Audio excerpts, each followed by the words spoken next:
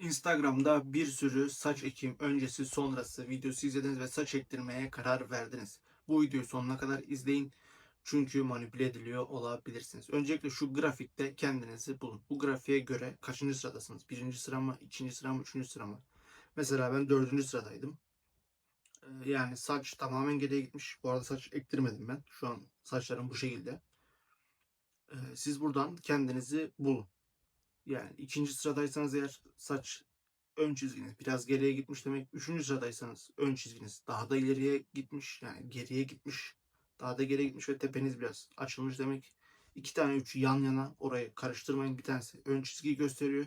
Diğeri tepeyi gösteriyor. Dördüncü sıradaki saç çizgisi tamamen geriye gitmiş ve tepe çok açılmış. 5, 6'da böyle gidiyor. Burada kendinizi bulun. En önemli nokta burası.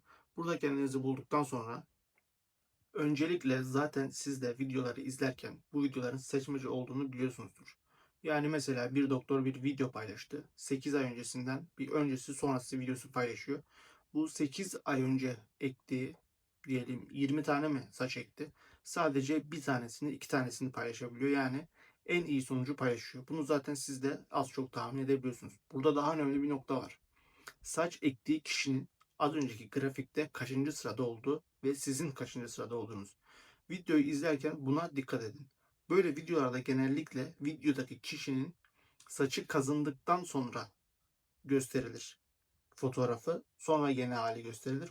Saçı kazınmış hali olduğu için o videoda tespit etmek zor olabiliyor bu adamın ilk halini. Ama siz bunu göz önünde bulundurun.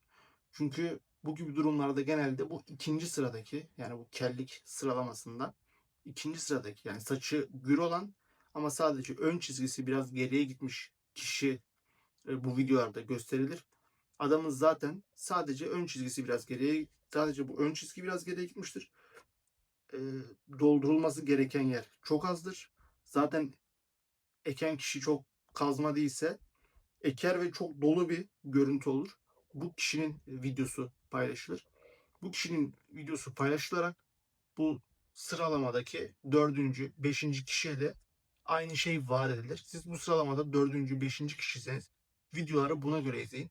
Kendinize yakın, sıralamada kendinize yakın dördüncü, beşinci kişi olan videolara bakın. Ona göre acaba bende nasıl bir sonuç olabilir düşünün. İkinci kişinin sonucuna aldanmayın. Şimdi gelelim en önemli meseleye. Bu çok yaygın arkadaşlar. Mesela saç sıralamasında ikinci kişi doktora gidiyor. Çünkü bu klinikler genelde gelin ücretsiz muayene falan diyorlar. Biraz kelli olan da gidiyor muayene olmak için. Doktora soruyor. İşte bu işte kellikten kurtulmanın başka bir yolu var mı? İşte minoksil falan diyorlar. Kullansam bir işe yarar mı? Gibi soruyor. Doktor da hiçbir işe yaramaz. Boşuna kullanma diyor. O saç çizgisi biraz geriye gitmiş hastaya. Direkt saçı ekiyor. O saçı ektikten sonra zaten çok dolu bir görüntü oluyor saçı olduğu için.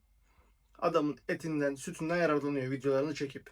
Ondan sonra kel olan biri gittiğinde, yani o sıralamada 5, 6 olan, çok ileri seviye kel olan kişi gittiğinde ona saçı ekiyor. Saçı ektikten sonra diyor ki saç ekiminden bir ay sonra, bir buçuk ay sonra mutlaka minoksile başla. Çünkü adamın görüntüsü kötü bir görüntü olacak. Bunu kendi de biliyor. İlk hastaya hiçbir işe yaramaz deyip saç ekmişti. Sonraki adama durumu kurtarmak için, görüntüyü kurtarmak, minoksil de biraz işe yarasın. O da biraz kurtarsın mantığıyla mutlaka minoksil kullan, işe yarar diyor. Yani biraz ileri seviye kelliğiniz varsa bunu da göz önünde bulundurun. Hatta ektirmeden önce bunu da sorun. Bu videonun konusu arkadaşlar saç ektirmeyin. Saç ektirmek kötüdür değil. Saç ektirebilirsiniz. Hatta ben de şu an saçımdan memnunum ama ileride bu saç bakım işlerinden falan sıkılırsam saç ektirebilirim. Çünkü bildiğim harbiden iyi yapan ve dürüst yapan yerler var. Bu saç bakım işlerinde falan çünkü e, biraz bıraktığınız zaman saçlar böyle biraz seyreliyor. Yani çok ağırlık verdiğim zamanlar oldu. O zamanlar bayağı kurtarmıştım görüntüyü. Şu an bu araları biraz bıraktığım için biraz hafif seyrelmeler oldu. Sıkılırsam ben de saç ektirebilirim. Konuyla alakalı sizin tecrübeniz varsa lütfen yorumlarda insanlarla paylaşın. Veya şu Instagram hesabından bana da yazabilirsiniz tecrübelerinizi. Videoyu beğenmeyi, abone olmayı ve yorum yapmayı unutmayın. Kendinize iyi bakın. Hoşça kalın.